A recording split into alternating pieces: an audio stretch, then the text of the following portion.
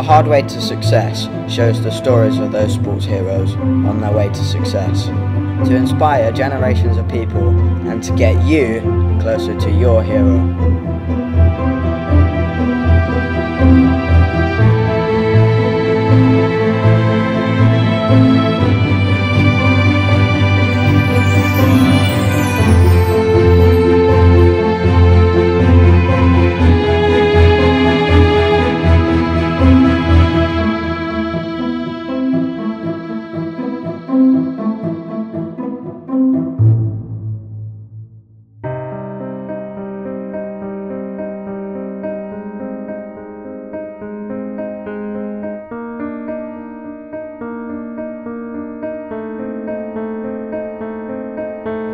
I'd say Becky is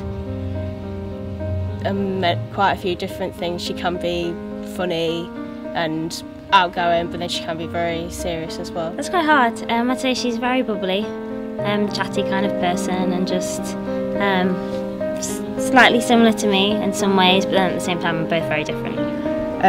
In gym, they're both very confident. Ellie's quite confident in her own abilities, and I think that shows on the competition floor, and Becky's always been confident when she competes, and I think that shows in the results.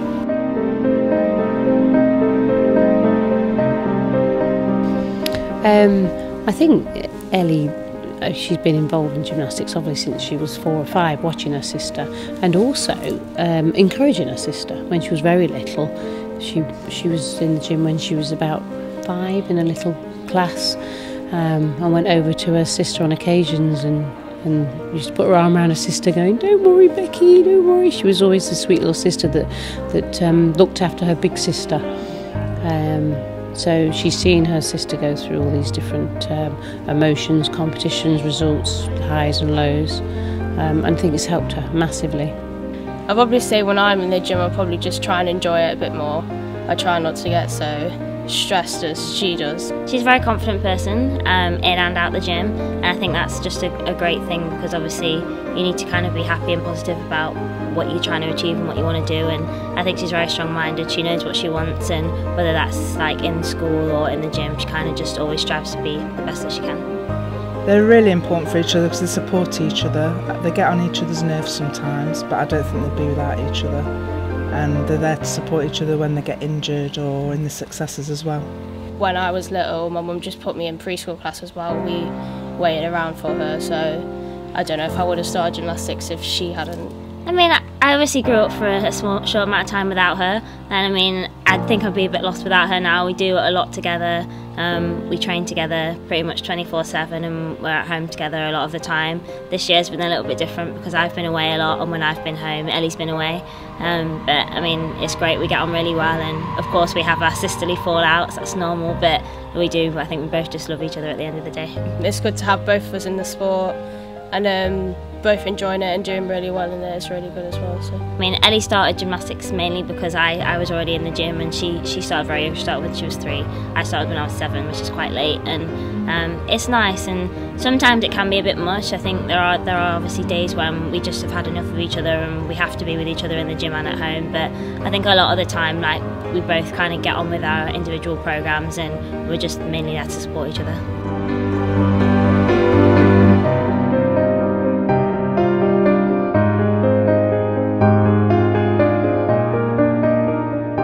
I'd probably say she's quite important because like if I have a bad day, then she like picks me up a bit as well.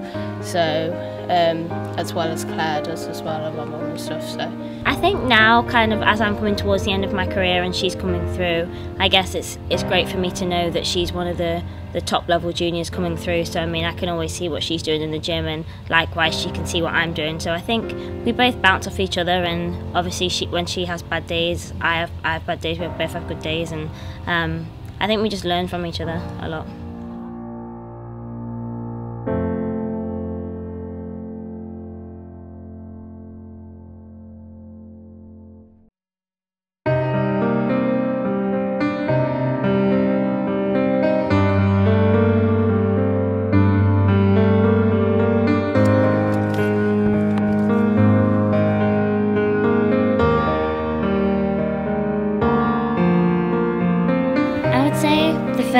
half of my career was pretty smooth.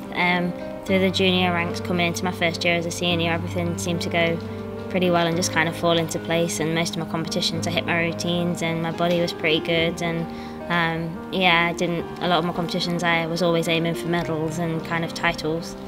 So yeah, the Olympic year came round, and Beijing for me was just really all about experience, and it was a phenomenal experience, and just to make the team was amazing. And then from after that point things took a bit of a turn and went a bit downhill. The struggles with Becky, really, I mean, she was a diamond for years, worked very hard, and was always in the shadow of other gymnasts. But she took the British titles for 7 years on the trot, so from age 12, 13, 14, 15, 16. So she had a very good run. And then at 16, obviously went to Beijing, and is still the highest all-around Olympic gymnast for Great Britain. And then post-Beijing, I think that was difficult for her. Didn't have a lot of support there, whereas she finished the Olympics, and you need a bit of downtime and understanding that if she wants to continue, she needs a few weeks out. We didn't really get that. We just went for another competition, and expectation then suddenly hit her. The Europeans was my highlight of 2010. We got our first team medal, and that was kind of an amazing experience. I had a really great championships throughout the whole of those Europeans, and was just excited to then move forwards. And 2011 came around. Everything was going well at the beginning of the year. I just had my birthday, and then the day after my birthday I ruptured my Achilles, and that was kind of the biggest blow, I'd say, in my career so far. And it was a bit of a shock to the system, because my body had been feeling good. I hadn't been having pain in the Achilles, it was just one of those things. And for me, it was really disappointing at the time, and my immediate thought was the Olympics are a year away, and am I going to be back in time? She took off a double pike, and it just didn't take off. She knew exactly that she'd done, and then tore the Achilles, and then when I looked at it, you could see that there was an issue there. And you always hang on to a little hope that it might not be what you know it is. I remember the doctors just told me, don't worry, it'll be about 6 months, but you can come back. So I kind of just took it from there to just mentally relax. I knew I didn't have any comps, and in a way it was quite nice, because I had no more pressure on me. For a good couple of months I could just relax and focus on my rehab.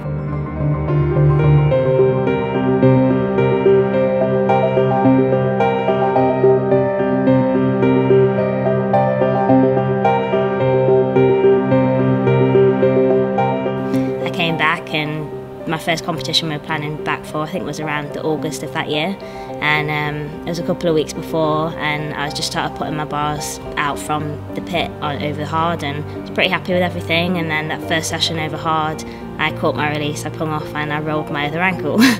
And so then that did frighten me. I was frightened to then know that I could that's how easy you could just be injured. The moment, if I recall, when I really thought she might throw the towel in, was not after the Achilles. After the Achilles was better. The disappointment of the Olympics was very disappointing for both me and her.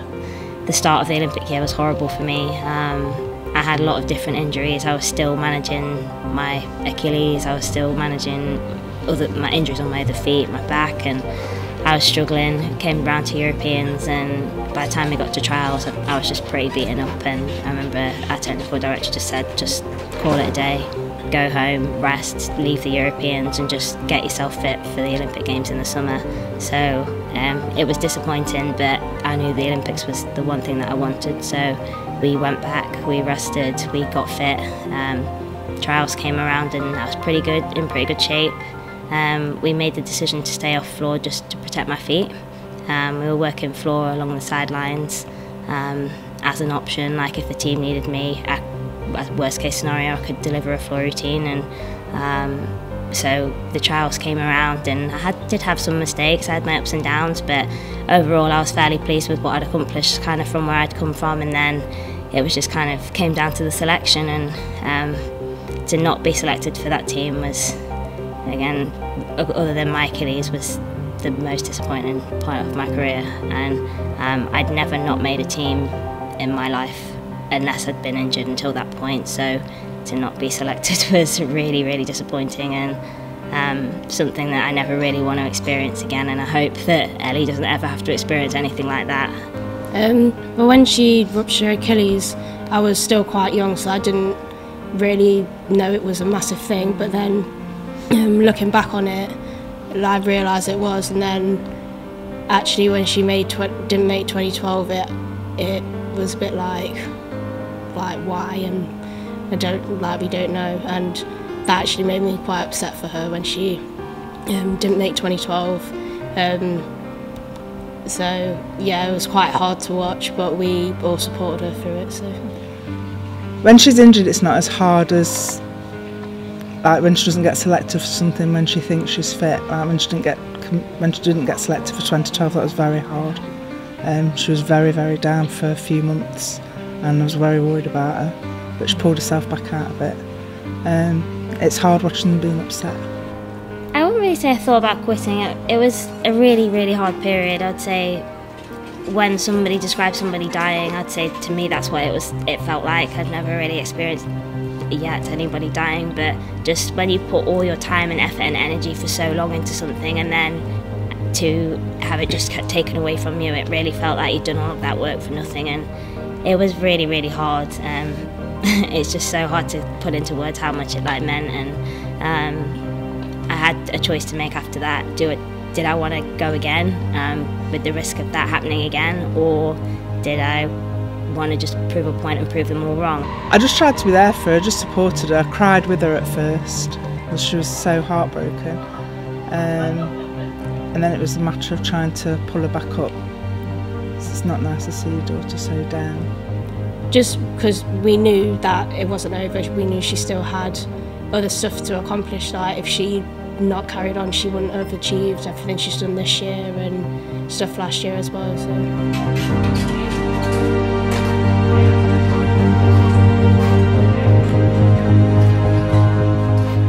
Like I said, I bought her a kitten to try and cheer her up, and that did actually work.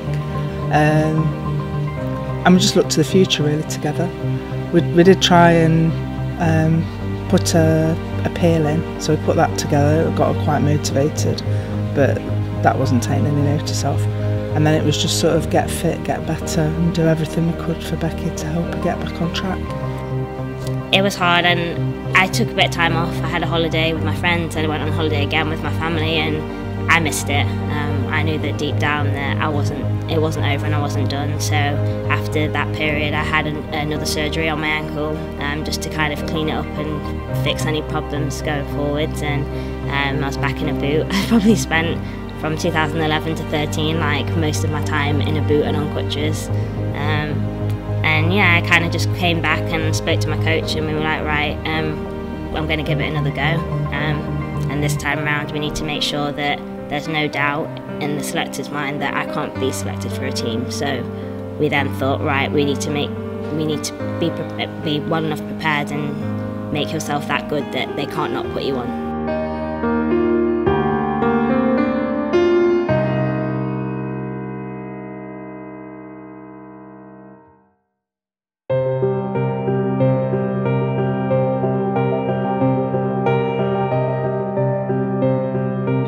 Decision was that we'd just go for just bars, and it was quite difficult because obviously bars is quite a technical event, and so it put a lot of pressure just on that piece. But at the same time, I was excited to kind of start building a new routine, and we completely changed the first half. We looked at my weaknesses, looked at my strengths, and reconstructed this routine, and it was exciting to kind of go out and test it.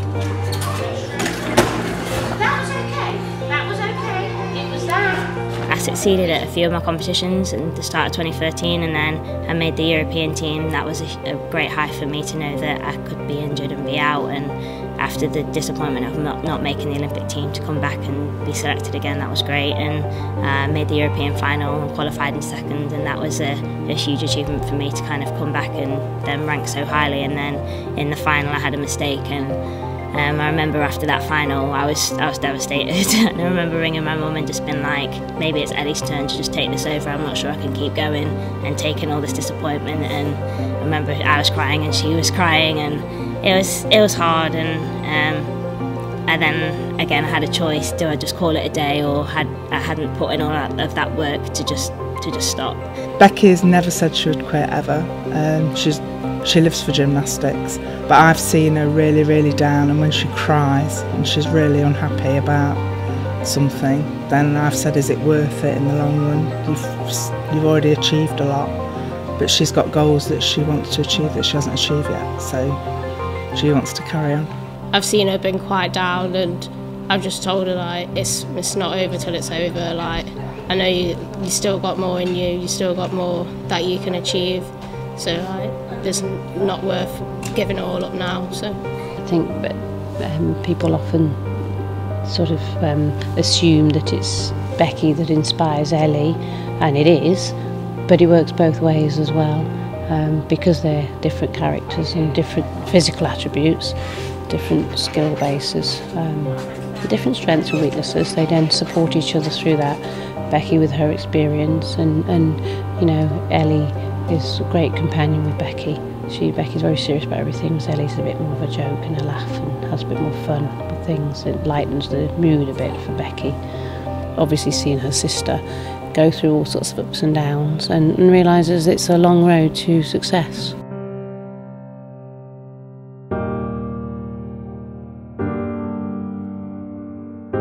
I hadn't really done any major internationals, so that I was just looking to go in and enjoy it and just do my best, and then coming away with our first team medal at EOF, and then first gold medal as well, was just amazing. So.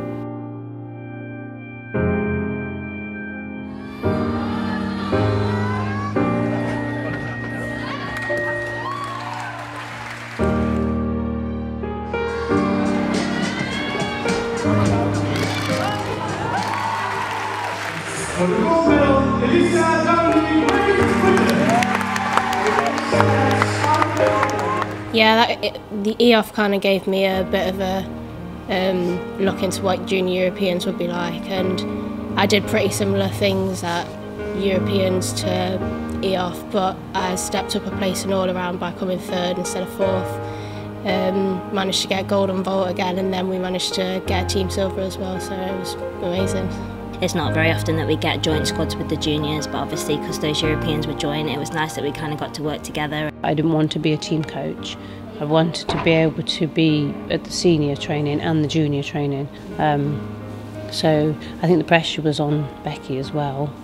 When Ellie got the vault gold, it was a bit like, whoa, this would be difficult to swallow if Ellie came back with gold medal and Becky didn't. I sort of expected Ellie's gold medal on vault because I know that she's very strong on that piece. The all-around medal that she got, the bronze one, that surprised me and that made me cry because I didn't expect her to do that well. I know she's a good gymnast, but I know she's got a lot of competition in Europe, so I didn't expect her to do that. So that was another emotional time, and you can't relive those moments, they'll just live with you forever.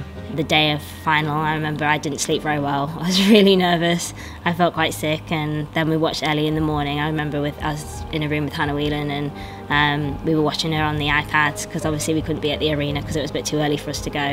And yeah, I watched her, and then we watched her win, and I was like, oh, as if she's finished now, and I haven't even started.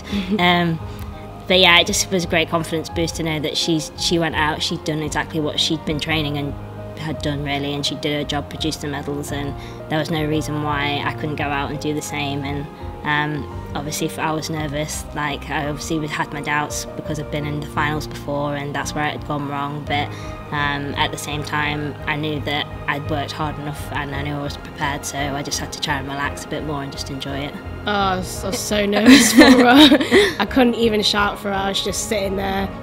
Actually I was sitting next to Ruby Harold and we were both just holding each other's hands, so nervous, and then as soon as she landed we just burst into tears with happiness for her. So yeah, they make me cry now. It's what she's wanted for years, it's what she's worked for, so it was very important. I watched the final with my heart in my mouth, and just to see her so happy and so relieved afterwards, that just really touched me. I remember it forever.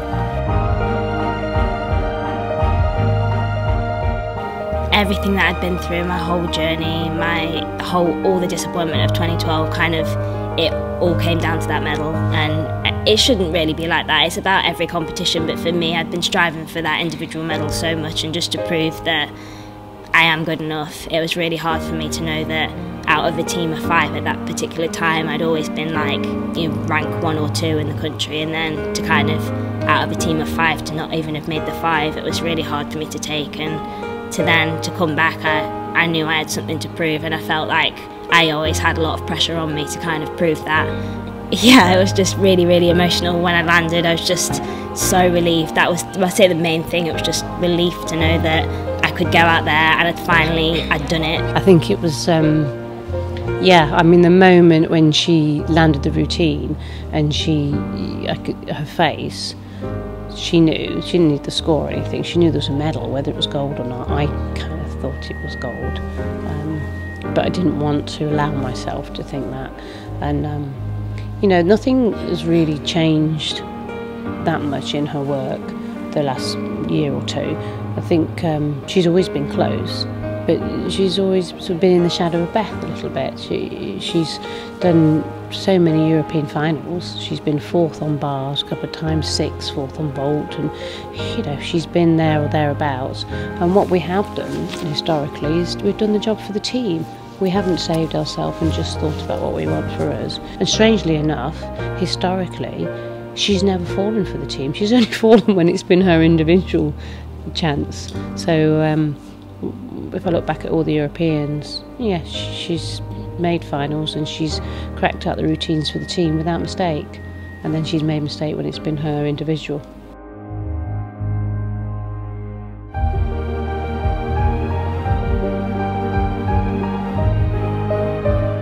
Next year's Europeans, I'm hoping to probably remain my vault title and then just see if I can make as many finals as I can, and I just try and enjoy every competition I can, and whatever happens, happens. So. I think it's really special, and I think until this point in both of our careers, we've never really been head-to-head fighting for the spot on the team. So I think next year it will change, but the nice thing about it is the fact that I'm a bar worker, and that's my speciality really, and I'd be looking also to try and deliver beam for the team and potentially vault, depending on how fit my body can be. And Ellie's more of a floor vaulter and all-rounder, so from that perspective, when you're looking at teams moving forwards, especially towards Rio, because we both know for me it's really going to be my last shot, and I mean it should be Ellie, one of Ellie's best chances, and it's going to be tough, and I'm fully aware there's a chance that I might not make it. I mean, Ellie's in the better place right now, but at the same time, I don't see there's any reason why we both can't be on that team. I think if Becky doesn't get in, she knows that she's done her best on the run up to it. I think Ellie would be really disappointed if she didn't get in. But if it was because of an injury, there's a reason, and we'll just keep our fingers crossed that they both manage it. It'd be amazing. I want both of them on the Rio team really. So Ellie for the floor and vault, and Becky for bars and beam. That'd be lovely for me. We can do that. And it is pure coincidence. It's not my manipulation, although some people might think it is. I haven't manipulated it that way. They just have fallen into those categories of Ellie being a vault and floor worker and Becky being bars. So yeah, both on the Rio team is the target, and both finals on the apparatus, at least one of their best apparatus.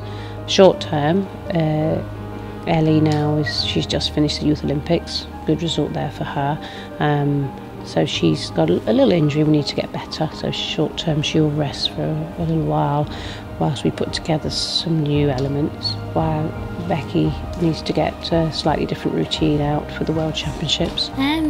I'd say coming through this next cycle, it's really nice to kind of have someone there. A lot of, like, I'm obviously coming towards the end of my career now, and a lot of my old teammates have gone, so it's nice to have somebody in the gym that I'm also close to at the same time and can relate to what I'm going through as well. And yeah, I think it would be strange to be training without her. It's going to be strange when the day comes that I'm not doing it anymore, and I know that day's not too many years away now, and I just want to enjoy every competition that I get now, and I think I've learned so much throughout my journey, my career, that nothing is wasted, whether it's a great comp or a bad comp. Like, I've learned from everything, and the whole process of 2012, I learned a lot about myself, and I learned a lot about how to handle myself. I think I matured a lot, and I think I know what I want now, and I think I know how to get it, and I've got a great support team behind me to help me, and my family have never put pressure on me.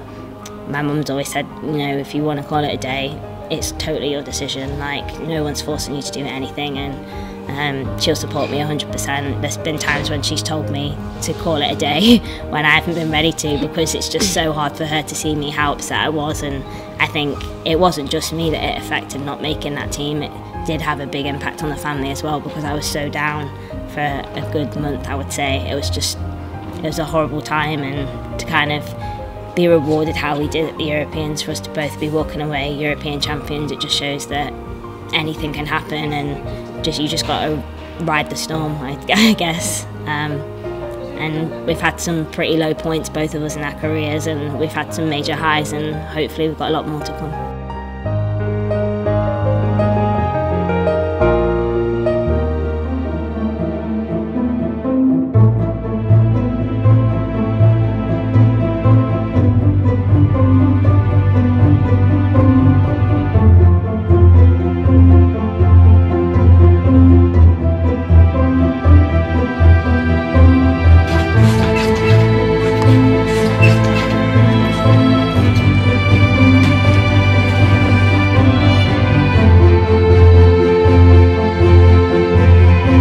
Don't let anyone tell you you can't do something. If you believe you can do it, that's all that matters. Never give up.